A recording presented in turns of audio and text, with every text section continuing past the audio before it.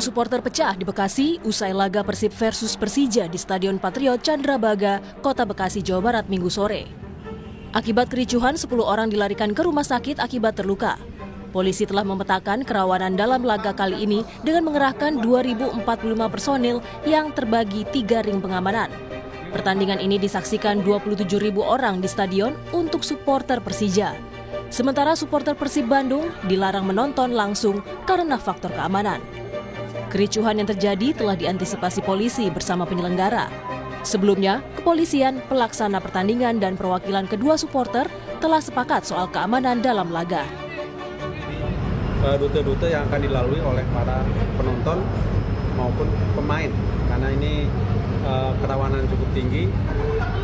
Pada hari Selasa sudah melaksanakan rapat koordinasi di Polda.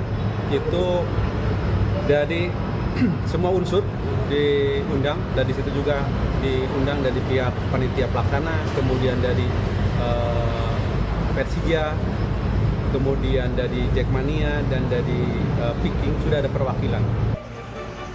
Demi alasan keamanan, pemain Persib juga datang menggunakan kendaraan taktis Barakuda. Sementara pemain Persija datang ke stadion menggunakan bus pemain berlogo Persija dengan dikawal ketat petugas kepolisian. Alexander Blegur, Kompas TV, Bekasi, Jawa Barat. Kerawanan telah dipetakan kepolisian, namun kericuhan terjadi. Apa pemicunya? Kita bahas bersama Ketua Jackmania Diki Sumarno dan pengamat sepak bola Anton Sanjoyo. Selamat petang semuanya. Selamat petang. Bung Diki, sebenarnya kalau dari yang diketahui Jackmania, apa pemicunya sampai bisa ricuh kemarin? Ya, kericuhan terjadi sebenarnya gini ya, karena yang pertama bahwa kita sama-sama tahu bahwa bahkan sebelum beradanya regulasi larangan away, bahwa supporter Persib Bandung itu juga tidak diperkenankan untuk datang ke pertandingan Persija Jakarta ketika menjadi tuan rumah, begitupun sebaliknya kan. Nah ini kan belakangan ini kan memang ada tren-tren yang istilahnya di dunia supporter sekarang tuh bangga kalau bisa nembus gitu loh, nembus masuk ke kandang lawan gitu loh. Nah ini kan sebenarnya hal yang saya dan sepakat Ketua Viking Tobias, kita sempat bertemu bahwa kita sepakat bahwa tidak ada supporter Bandung yang hadir, tidak ada bobotoh yang hadir demi menjaga kondusivitas. Tapi ternyata karena teman-teman Bandung bisa mendapatkan tiket pertandingan dan akhirnya terjadi provokasi-provokasi di sosial media sebelum pertandingan. Nah itu yang menurut saya menyulut menyulut teman-teman Jackmania akhirnya menjadi was-was dan menjadi emosional gitu loh. Oke, Jadi seandainya tidak ada provokasi itu mungkin situasi mungkin bisa lebih kondusif sih. Oke, tapi sebenarnya sebelumnya perwakilan dari koordinator juga sudah koordinasi dengan polisi ya untuk memetakan kerawanan. Sudah. Kami saat rakor juga sudah berkoordinasi dan berkomunikasi bahwa titik-titik mana saja, lalu penyortirannya seperti apa, itu sudah kami lakukan. Tapi ternyata kan ketika ada satu kejadian saja di tribun, misalkan ada yang teman-teman bobotoh yang diamankan, itu kan memicu teman-teman yang lain gitu, memicu untuk melihat teman-teman yang akhirnya mencari di tribun tuh mencari, wah ada nggak nih bobotoh di tribun saya, ada nggak bobotoh di tribun saya. Nah, ini kan menjadi hal-hal yang bahaya juga. Nah, termasuk antisipasi apabila hal itu terjadi, misalnya ada bobotoh yang juga ke stadion, itu dibahas juga dalam antisipasi kemarin? Oh, dibahas. Kami berkoordinasi kok dengan pihak kepolisian. Loh, ini posisinya seperti apa dan di mana bagaimana itu kita bahas semua. Oke. Dan kemarin juga kita amankan juga lebih dari 20 orang bobotoh kita berhasil amankan. Pengurus pusat Jackmania amankan beserta panpel dan pihak kepolisian amankan, dan itu sudah dibawa ke Polres Bekasi semua. Oke, nah kalau dari Bung Joy sebenarnya mencermatinya ini kan kericuhan di sepak bola kan juga bukan yang pertama, sudah sering terjadi. Apa yang bisa jadi pemicunya? Apa yang bisa jadi pelajaran sebenarnya? Ya ini agak mengherankan ya kalau ada kebocoran tiket yang bisa didapatkan oleh bobotoh. Karena itu kan sebetulnya resminya ini kan pertandingan tanpa supporter Persib kan resminya gitu loh. Jadi ini yang harus diselidiki lebih jauh, kenapa tiket itu bisa bocor ke supporter Persib. Dan kalau saya lihat sebetulnya ini memang kejadian yang kemarin itu sulit untuk tidak terjadi ya. Karena kan harusnya pertandingannya bukan di Bekasi harusnya kan, tapi karena satu dan lain hal pertandingan harus ada di Bekasi. Nah, Bekasi itu adalah di Jawa Barat posisinya, dan bobotoh di Bekasi itu juga banyak gitu loh. Jadi ini kejadian yang menurut saya pelajaran bagi semua pihak, terutama bagi PT LIB ya, karena tidak mungkin menggelar pertandingan antara Persija dan Persib tapi dilaksanakan di kota di Jawa Barat. Kan ini menurut saya jadi absurd. Jadi tidak ada pihak yang bisa disalahkan. Yang bisa disalahkan menurut saya pihak penyelenggara yang menurut saya bukan memaksakan diri ya. Mungkin memang tidak ada pilihan juga untuk menggelar laga Persija Persib ini gitu loh. Jadi kalau saya lihat dari sisi konteks kejadiannya, ya ini memang sulit dihindarkan. Karena pasti akan ada bobotoh yang hadir, entah itu di luar stadion atau bisa menerobos masuk ke stadion. Jadi menurut saya ini pelajaran bagi semua pihak, terutama PT LIB. Nah, kalau PSSI seharusnya seperti apa menyikapi kericuhan ini, Bung Joy?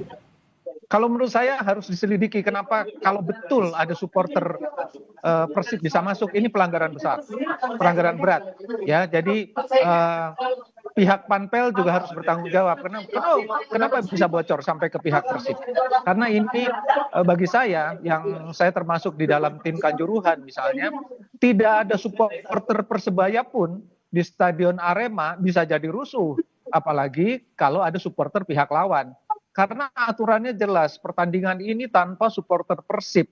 Jadi kalau ada supporter Persib, PT LIB harus bertanggung jawab, PSSI harus bertanggung jawab. Bukan hanya pihak Panpel, tapi juga PSSI dan PT LIB harus bertanggung jawab. Karena ini menurut saya, kebocoran manajemen ini yang sebetulnya juga sudah harus diperbaiki sejak tragedi Kanjuruhan. Dalam rekomendasi tim, itu termasuk adalah bebenah pada sektor penyelenggaraan kompetisi, termasuk Panpel, termasuk PT LIB, termasuk PSSI. Jadi menurut saya ini kesalahan kolektif, PSSI, PT LIB, Panpel. Menurut saya begitu. Oke, Bung Diki, kan juga kalau nggak salah ada 15 Jackmania yang dimintai keterangan juga oleh polisi. Apa saja yang didalami? Ya, lebih didalami, lebih ke arah situasi seperti apa, kejadiannya bagaimana itu sih.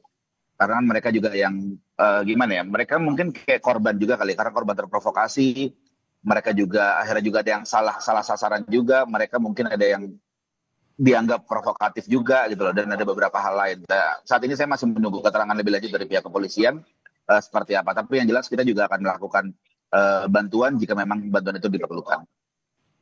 Kalau untuk yang menjadi korban luka-luka saat ini posisinya masih di rumah sakit atau juga sudah pulang? Kondisinya seperti apa? Hampir mayoritas sudah pulang semua, hanya ada dua yang masih berada di rumah sakit saat ini. Dan itu untuk pembiayaan perawatannya dari Jackmania atau juga ada koordinasi dengan penyelenggara? Ya, kita akan berkoordinasi terus sih dengan semuanya. Dengan semua pihak kita akan berkoordinasi, khususnya komunikasi. Oke, Bung Diki, laga melawan banyak sekali klub juga kan masih akan dilakukan. Apa langkah dari Jackmania sendiri untuk menjaga iklim yang kondusif dalam pertandingan-pertandingan selanjutnya? Bung Diki? Oke, kita perbaiki sambungannya, kita ke Bung Joy. Bung Joy, kalau begitu bagaimana peran supporter dengan baik, untuk... Oke, Bung Diki? Ya, halo, sorry. Oke, Bung Diki silakan. Ya, kita koordinasi dengan pihak kepolisian sih. Maksudnya jadi komunikasi kita hanya dengan pihak kepolisian saat ini. Jadi butuhnya seperti apa dan bagaimana dengan pihak kepolisian. Oke, Bung Joy, mungkin singkat saja kalau peran supporter dan juga apa yang bisa jadi pelajaran agar rusuh ini tidak terjadi lagi. Sebetulnya kalau supporter pentolan-pentolannya kan udah terus komunikasi gitu loh. Cuma persoalannya kan kemarin itu pertandingan dilaksanakan dalam tanda kutip di sarangnya bobotoh. Jadi tidak mungkin ada bobotoh tidak hadir. Kalau dilaksanakannya di Jakarta ya kemungkinan besar kan tidak ada bobotoh. Kalaupun ada mungkin 1-2 lah nyempil-nyempil. Tapi kalau di Bekasi ya bisa ratusan bahkan ribuan bobotoh hadir. Mau menerobos masuk ke stadion, pakai tiket, nggak pakai tiket, di sekitar stadion juga banyak. Jadi ini menurut saya pelajaran banget bagi Persija, terutama Panpel, bagi PT LIB, tidak mungkin menggelar laga melawan Persib di kota di Jawa Barat. Itu hampir tidak mungkin, mustahil, dan pasti kalau dilaksanakan akan menimbulkan konflik, itu udah pasti. Kalau untuk pengamanannya yang jadi catatan apa, Bung? Kalau pengamanan menurut saya dengan 2.000 lebih rasanya sih memang udah cukup. Cuma memang persoalannya kan petugas keamanan tidak mungkin menyeleksi, apalagi yang datangnya dari sekitar kota Bekasi kan tidak mungkin kamu bobotoh bukan, kamu Jakmania bukan, kan nggak mungkin ditanya satu-satu gitu loh. Jadi memang yang harus disaring itu dari pintu masuk. Tapi kalau pintu masuk pun bocor, ada supporter Persib bisa masuk karena dapat tiket, ya susah gitu. Ini yang harus diselidiki Panpel. Bagaimana mungkin sebuah pertandingan tanpa penonton Persib bisa ada penonton yang membawa nama Persib. Ini menurut saya pelanggaran besar. Oke, baik. Bung Diki Sumarno, Ketua Jakmania, dan Bung Anton Sanjoyo, pengamat sepak bola, terima kasih sudah berbagi di Kompas Petang. Sehat selalu semuanya.